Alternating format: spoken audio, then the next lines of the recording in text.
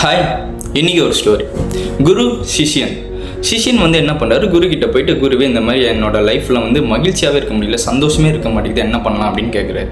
குரு உடனே சரி ஓகே, அங்கே ஒரு தோட்டம் தெரியுதுல, அந்த தோட்டத்தில் போயிட்டு நீ ஒரு பட்டாம்பூச்சி மட்டும் பிடிச்சிட்டு வா அப்படின்னு குரு சொல்கிறாரு. இவரும் என்ன பண்ணுறாரு, சிஷியனும் ஓகே அப்படின்ட்டு அங்கே போயிட்டு தோட்டத்துக்கிட்டே போகிறாரு. அந்த பட்டாம்பூச்சியை பிடிக்க முடியல. சரி ரிட்டன் வந்துட்டு குரு கிட்ட சொல்கிறாரு, இந்த மாதிரி நான் போனேன், ட்ரை பண்ணேன், என்னால் பிடிக்க முடியல, தோட்டத்துக்கிட்டே போனேன், பிடிக்க முடியல அப்படின்ட்டு. சரி இவரும் குருவும் சரி ஓகே ஒன்றும் பிரச்சனை இல்லை, செவா நம்ம போயிட்டு கொஞ்சம் நேரம் அந்த பூக்கள்லாம் கொஞ்சம் ரசிச்சுட்டு வரலாம் தோட்டத்துக்கு போயிட்டு அப்படின்ட்டு தோட்டத்து நடுவில் அந்த பூக்களெல்லாம் கொஞ்சம் அப்படியே ரசிச்சுட்டு இருக்காங்க ரெண்டு பேரும். கொஞ்ச நேரம் கழிச்சு என்ன ஆகுதுன்னா, அந்த பட்டாம்பூச்சிங்கள்லாம் இவங்களுக்கு சுற்றி பறக்க ஆரம்பிக்குதுங்க.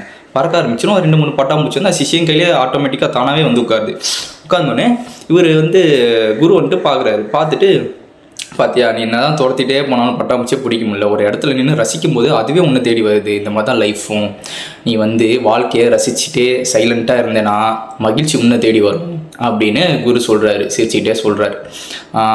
அப்படி பார்த்தாலும் குரு சொல்கிறது கரெக்டு தானே. இந்த மாதிரி நம்ம சைலண்ட்டாக ரசிச்சுட்டே இருந்தால் மகிழ்ச்சி நம்மளை தேடி தானே வரப்போகுது.